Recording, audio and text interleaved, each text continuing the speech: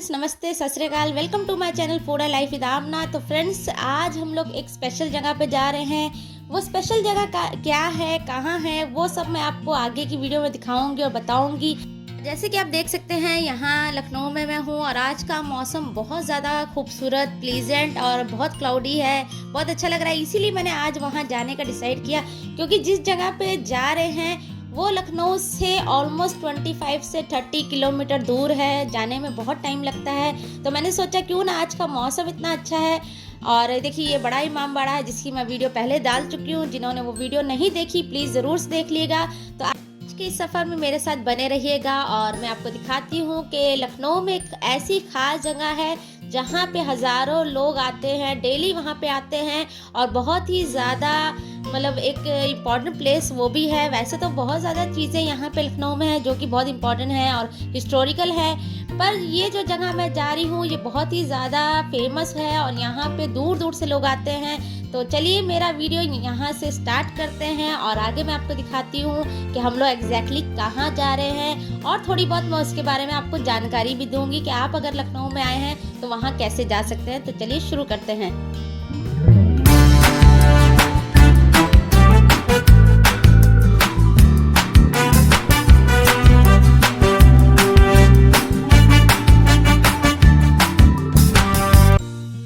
जैसे कि मौसम सुहावना है तो साथ ही साथ में लोकेशन भी बहुत ज़बरदस्त यहाँ पे देखने को मिले मुझे रास्ते में। और ये देखिए, एक नदी है, रिवर है, जो कितनी खूबसूरत सी लग रही है और उसमें देखिए बादलों की परछाई कितनी खूबसूरत लग रही है। हम लोग लखनऊ के बाराबंकी में हैं और जो लखनऊ का बाराबंकी है वहाँ पे एक छोटा सा कस्बा है, उस कस्बे में हम लोग जा रहे हैं। और ये रहा वो कस्बा और इस कस्बे का नाम है देवा शरीफ। और ये बाराबंकी से 10 से 12 किलोमीटर है और लखनऊ से ये ऑलमोस्ट, मैंने पहले बताया कि ये 30 से 40 किलोमीटर है। देवा शरीफ लखनऊ का बहुत ज़्यादा फेमस प्लेस है और ये जो एक छोटा सा कस्बा है जो कि बाराबंकी के नज़दीक पड़ता है।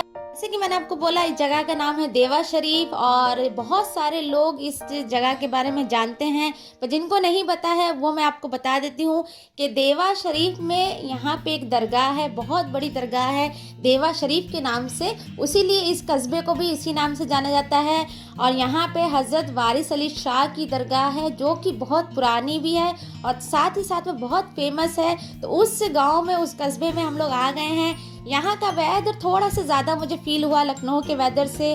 और यहाँ पे जैसे कि आप देख सकते हैं, कोई भी दरगाह के आप पास जाइए तो बहुत सारी दुकानें, स्टॉल्स लगे रहते हैं जिसमें फूलों के, अगरबत्ती के, लोबान के और भी छोटी छोटी स्टॉल्स लगे रहते हैं। तो वैसे ही इस कस्बे में, इस गांव में लगे हुए हैं। पर मेन हम लोग अंदर जाएंगे, ये देवा शरीफ को जाने का रास्ता है वो मैं आपको दिखा रही हूँ। तो पहले हम लोग वहाँ जाएंगे और मैं आपको दिखाऊंगी कि देवा शरीफ की जो दरगाह, बहुत फेमस दरगाह है, वो किस तरह की है और कितनी खूबसूरत बनी हुई है। तो चलिए आगे भी चलते हैं और देखते हैं।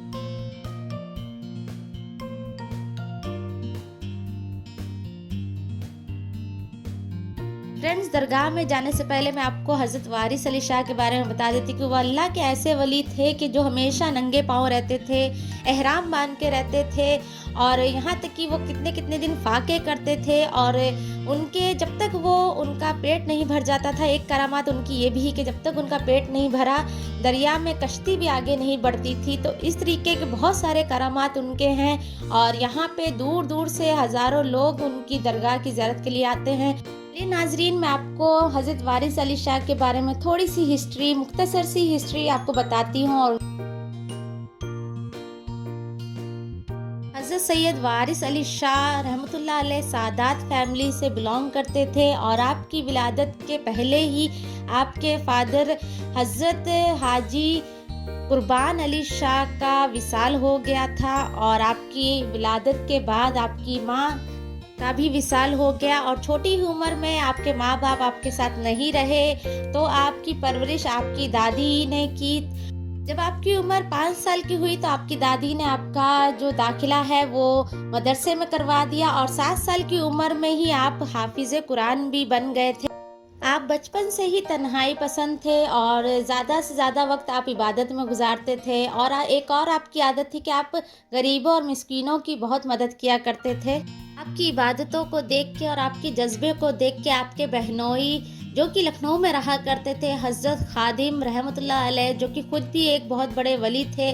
उन्होंने आपको अपने पास बुला लिया और इल्म शरीयत के साथ साथ इल्म मारिफत भी सिखाया।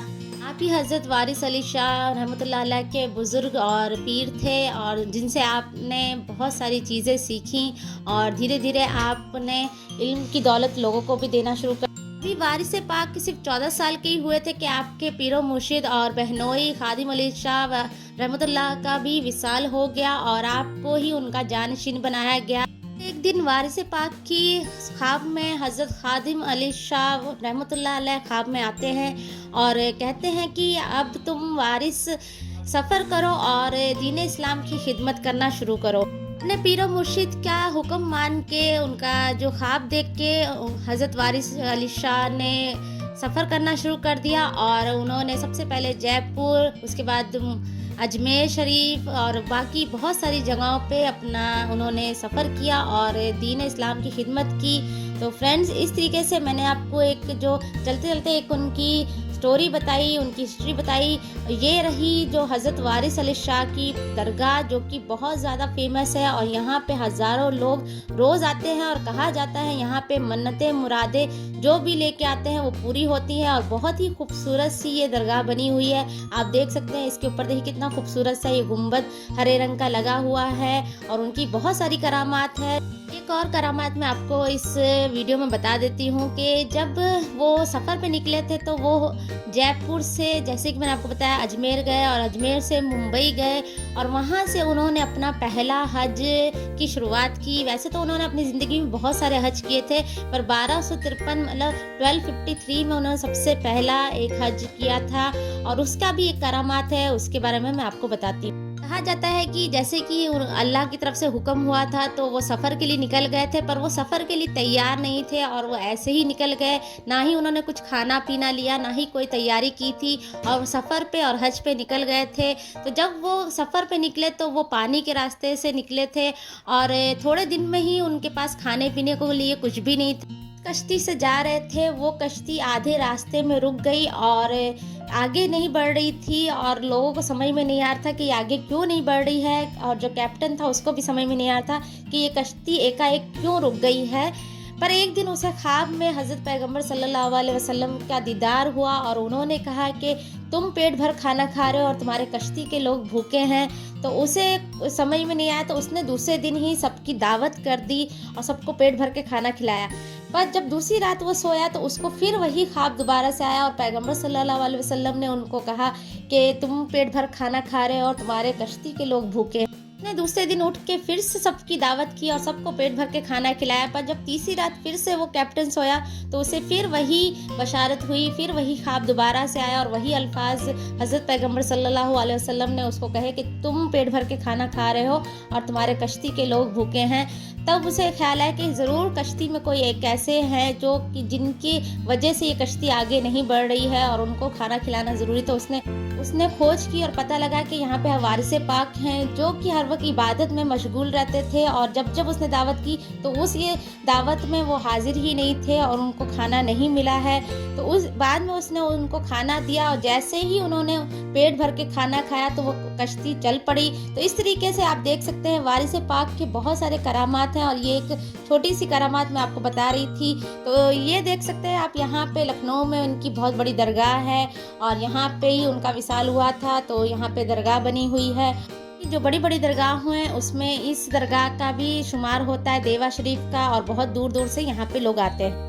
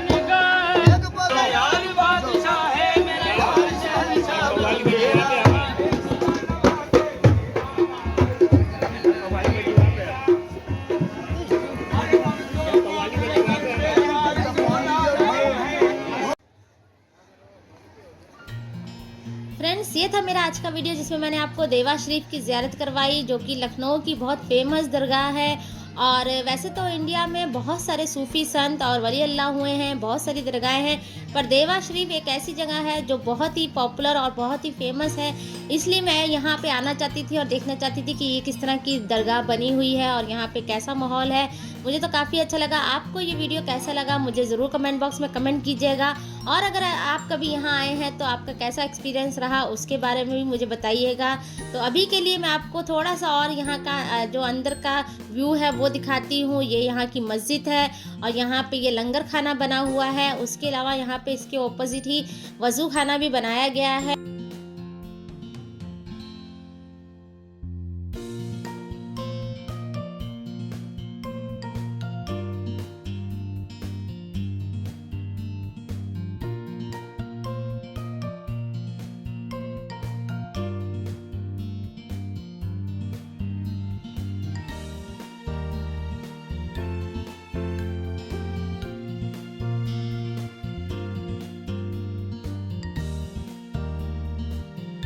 बता देती हूँ कि यहाँ पे हर धर्म और जाति के लोग आते हैं, और कहा जाता है कि होली के वक्त पे यहाँ पे बहुत बड़ा उर्स होता है, और यहाँ पे गुलाब और गुलाल के साथ एक साथ जो यहाँ पे आयोजन किया जाता है उर्स का, बहुत ही ज़बरदस्त होता है। कहा जाता है कि उस वक्त यहाँ का माहौल ही देखने वाला होता है। अभी के लिए हम लोग वापस जा रहे हैं और यहाँ पे भीड़ बढ़ती ही जा रही है। तो आपको कैसे लगे यहाँ के वीडियो, जो खासकर मैं लखनऊ के वीडियो बना रही हूँ, वो आपको कैसे लगे।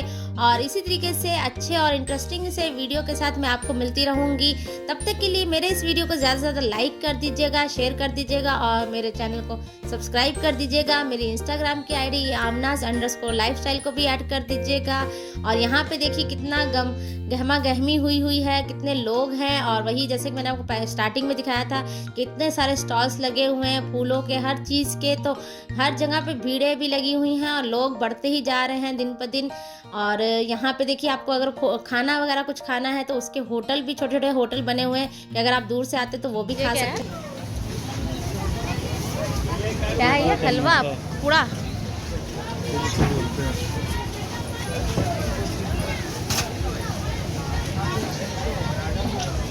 क्या वो हलवा पराठा एंड खजला? खजला मीठा होता है ये शायद, है ना?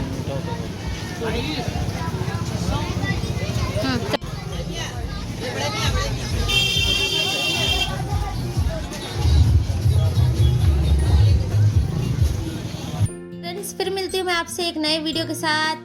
तब तक के लिए आप सबको अल्लाह हाफिज़, बाय बाय।